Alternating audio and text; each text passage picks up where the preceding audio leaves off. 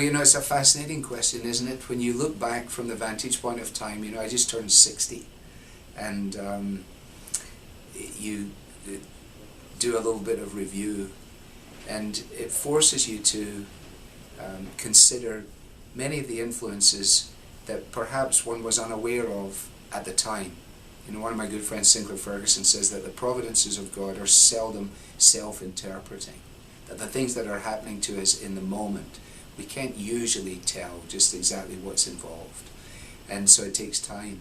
So as I look back in terms of my own youth, the marvel for me is, one, that I was raised in a Christian home, and that I had parents who genuinely loved Christ, and so the ethos in which I was nurtured was a heart relationship ethos. It wasn't a legalistic framework. There was a genuine engagement with God, and it was in that context that I came to faith.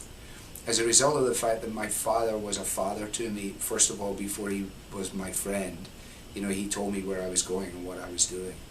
And as a result of the things he sent me to, I made friendships that have actually lasted all of my life.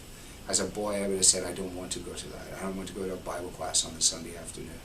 And yet the Bible class on the Sunday afternoon, in the providence of God, has been a foundational aspect of who I am. The interest in sports and athletics drew me to people who combined Christian commitment with athletic ability. Hence my fascination with Chariots of Fire and Eric Liddell. But at a different level from that, every young fellow who was good at soccer and loved Christ, was immediately my hero.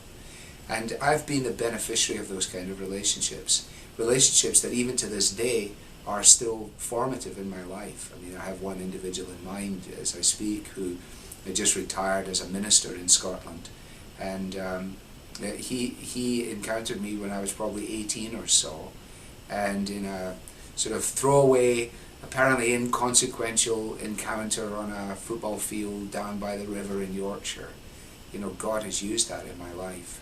And the models that I've then had of pastoral ministry, the same thing.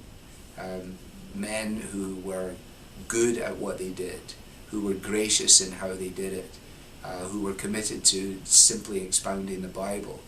And although they were different in terms of personality and in gifting, that was this sort of theme that ran through them. And so when I began in pastoral ministry, it never occurred to me to do anything else than just what they did. But without that influence, I would never have known it. And in terms of wider worldview, both constitutionally and I think theologically, I have been always alert to the constant necessity of keeping one foot firmly in the Bible and the other foot firmly in the culture. Reading the New York Times or the Times and the Bible, reading the Wall Street and the Bible, listening to music and reading literature and things. I'm pretty well brain dead on the scientific side, and so my illustrations seldom come from there.